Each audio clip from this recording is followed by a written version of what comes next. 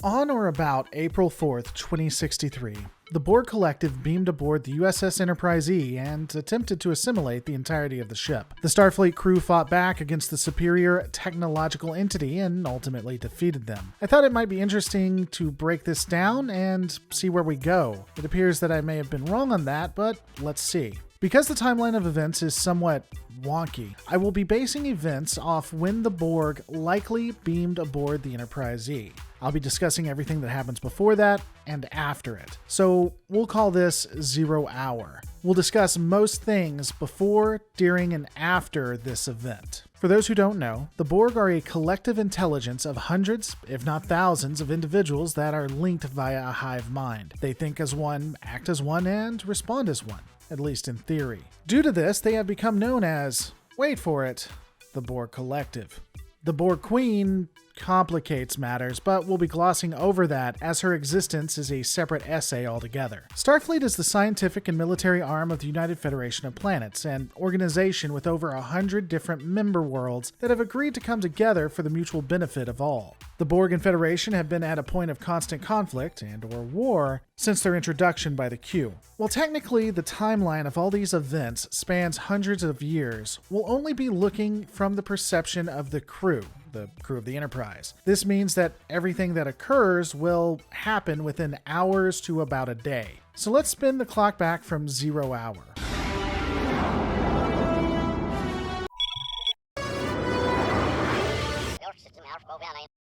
Our colony on Ivor Prime was destroyed this morning. Long-range sensors have picked up... Yes, I know.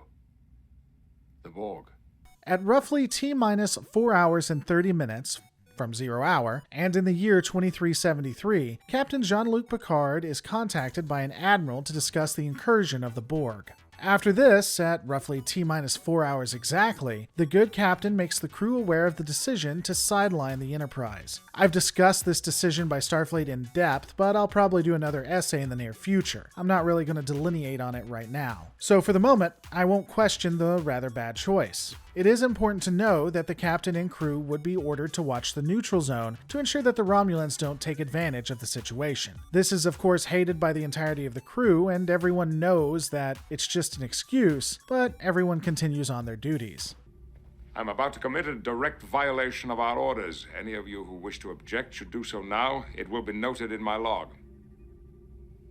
At T-minus 3 hours and 50 minutes, Captain Picard disobeys a direct order and commands that the Enterprise make for Earth to assist in the defense of the planet and to stop the Borg from assimilating the heart of the Federation. There's another starship coming in.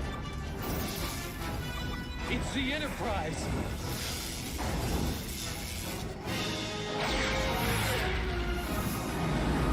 At T-minus 5 minutes and 37 seconds, the Enterprise enters into the Battle of Sector 001, saving the Defiant. Captain Jean-Luc Picard would take command of the fleet at about T-minus 4 minutes and 59 seconds, and through his orders, Starfleet would destroy the Borg cube. This would ultimately stop the Borg threat, in this decade at least. A Borg sphere escapes, and the Sovereign immediately moves to intercept, which leads us into T-minus 3 minutes and 36 seconds. Both the sphere and the Enterprise are caught into a temporal anomaly that was created by the sphere, and both are thrust back in time. The sphere arrives first and begins attacking Earth, and the date, as I've stated, is April 4th, 2063. Why they are attacking this spot and what's happening is again another essay that I've already done and I may revamp in the future, but isn't as important for this breakdown. The attack ends at 0 hour when the Enterprise arrives. It's shielding down. This allows the Borg to beam an away team aboard as the sphere is destroyed. Phew,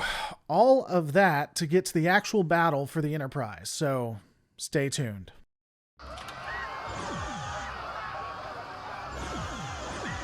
Stardate 53155.154. I'm still stuck on this godforsaken planet. Starfleet has all but abandoned me. Luckily, I've been able to turn this rock into a communicator. You know, it may be the starvation setting in, but I think I got this rock working. Now if someone will just answer, and hopefully it's not... Sanchez, we finally are receiving your communique. Of course, sir. I'm not even mad that you forgot my name. It's Lopez, but Sir, can you please beam me off? There are Borg everywhere. I'm going to be honest. Resources are pretty low up here, so we're going to do the next best thing. Sponsorships. What? That's right, we're sending you the best cereal Starfleet can offer. So instead of saving my life, you're going to be sending me cereal. With 0 grams of sugar, 13 to 14 grams of protein, and only 4 net grams of carbs each serving, you'll only be eating 140 calories. It's keto-friendly, gluten-free, grain-free, soy-free, and low-carb.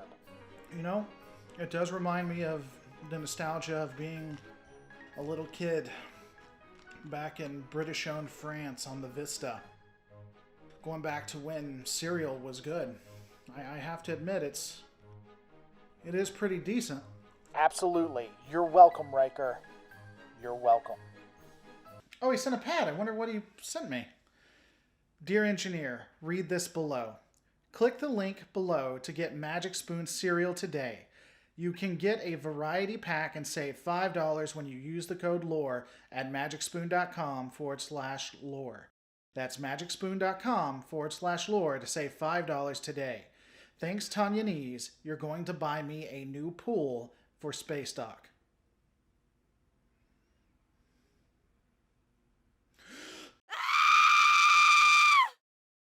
We have to go down there, find out what happened. Data, Beverly, you're with me. Have a security team meet us in Transporter Room 3. Computer, mid-21st century civilian clothing. Everything from here, if you can believe it, has been pretty simplified compared to what's going to happen. It gets a lot more convoluted. At the time after 0 hour, or T plus 3 minutes and 33 seconds, the captain, Chief Medical Officer, a security team, and others beamed down to the planet to assess the damage that had been wrought by the Borg sphere. During this time, a lot of things are occurring in the shadows on the ship, but what you need to remember is that the Doctor will return, and there will be some personnel that shift between the ship and the planet going back and forth. A major note is that an engineering detail that constitutes a major part of engineering will transport down at T plus 4 minutes and 13 seconds.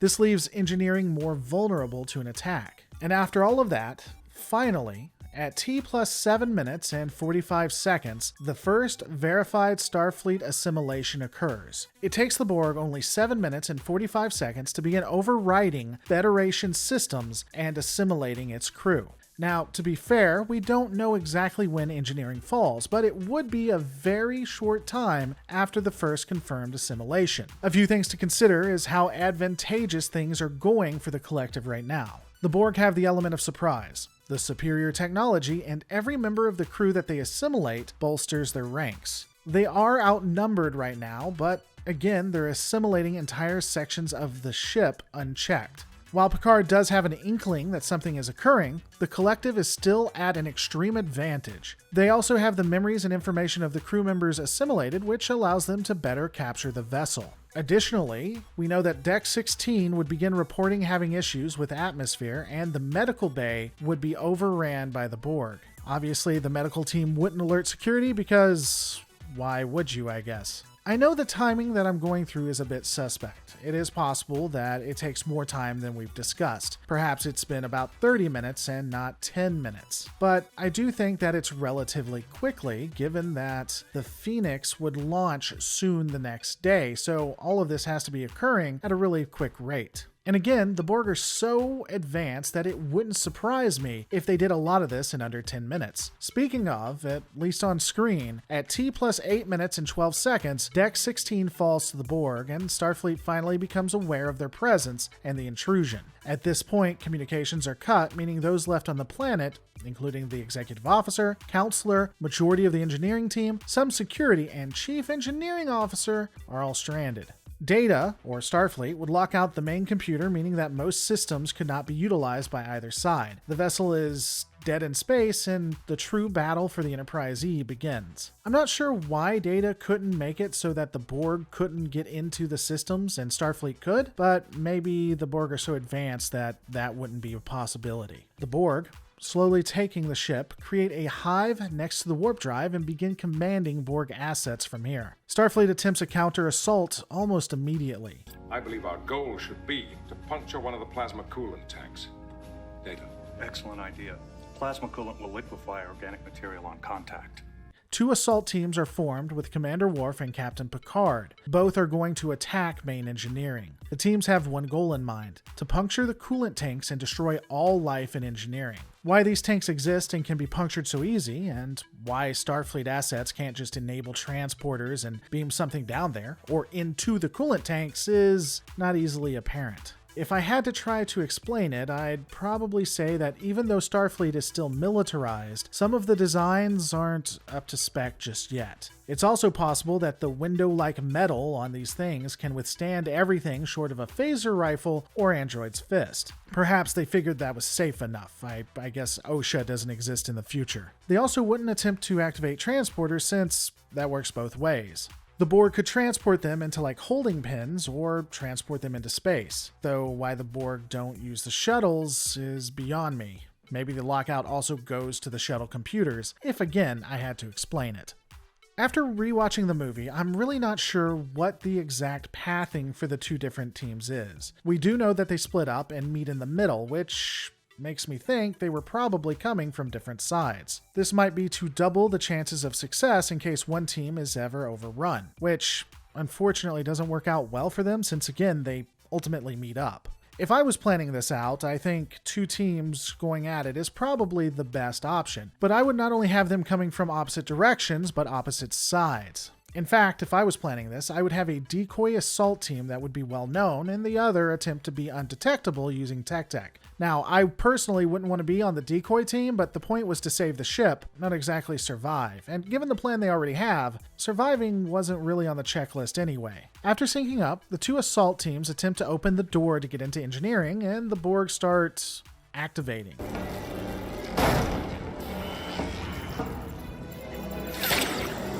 Ready, phasers!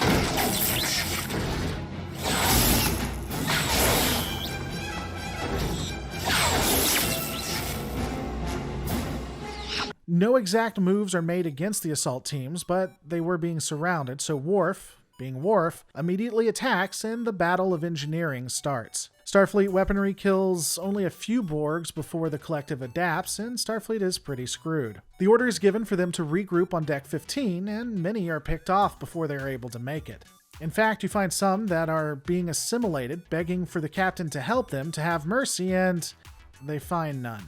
This attack on engineering was a definitive failure, with a large part of the assault team killed or assimilated. Additionally, Data, the only person who could bypass the lockout, is now captured. Starfleet retreats, licking its wounds, and unfortunately, Picard is cut off from the rest of the crew and has to deal with a woman from that era. Lily, the only real reason the Federation exists and not Cochrane, would take him hostage until he explained what was going on.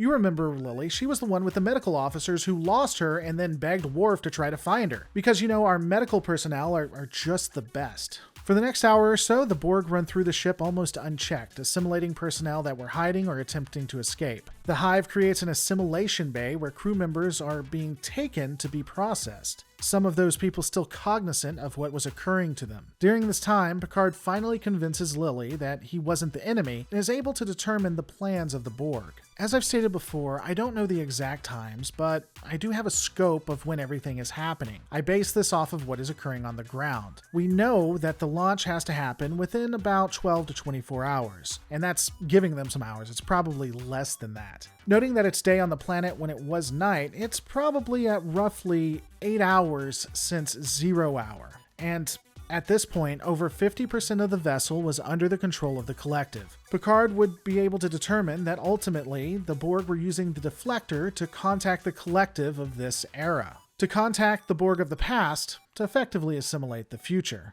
Because of this, Commander Worf, Captain Picard, and Lieutenant Hawk would walk across the hull of the Enterprise to get the Deflector dish to fight the Borg. This battle was less than stellar. Ultimately, they do decouple everything and destroy the dish. Unfortunately, a direct assault where they just fire on the Borg wasn't advisable because energy weapons would cause the destruction of half of the vessel. Once again, Starfleet pulls a half measure to stall the Borg, but not really stop them. The collective and Starfleet forces would seem to almost be at a stalemate for the next few hours. Or, I guess it's better to say that the Borg choose not to attack. When the descendants of the Swedes decide to push forward finally, they take decks 5 and 6 without an issue. Starfleet weapons become basically useless against the Borg. Captain Picard orders that everyone fights hand to hand, and a large fight occurs between Commander Worf and the captain. You know, it's really interesting. Again, while we don't have exact times, within something like 10 to 24 hours of Captain Jean-Luc Picard being told that he could not command the Enterprise because he creates an unstable element when fighting the Borg, it is proven right that he is that unstable element. Picard was willing to let all of the Federation be destroyed because he couldn't handle losing to the Borg again. Luckily, Lily would be there to talk him out of that very bad decision. And again, maybe that's something I'll go through with better eyes now that I've had my degree and I've had some time, but we'll just have to see. Picard orders the evacuation and destruction of the Enterprise. The remaining Starfleet forces escape, but Picard stays in an attempt to save Data. The next is fairly simple. Data pretends to betray the Federation only to join them and help kill the Queen. Yay, everybody wins. The Battle of the Enterprise E is convoluted, and unfortunately makes little sense. The Borg could have won the battle at any time, but chose not to. This only really shows why the Borg Queen is likely the ultimate Achilles heel of the Borg Collective. There will be some that say this is just a show or a movie, so you don't have to think about it too hard, but personally, I think Star Trek writers are at least on par with Battlestar Galactica, which had this exact same scenario and was able to do it and do it better in less than 60 minutes, as well as Babylon 5 and others. It's not that they had to do it this way, it's that they chose to, for better or worse. I want to give a huge shout out to Alexander at ARP Design who let me use just this awesome model and breakdown of the Sovereign class ship. It's really awesome. Thank you so much. What do you guys think about the Battle of the Enterprise E? Let me know in the comments below. Don't forget to rate and subscribe, and I'll see you on the next Lore Reloaded.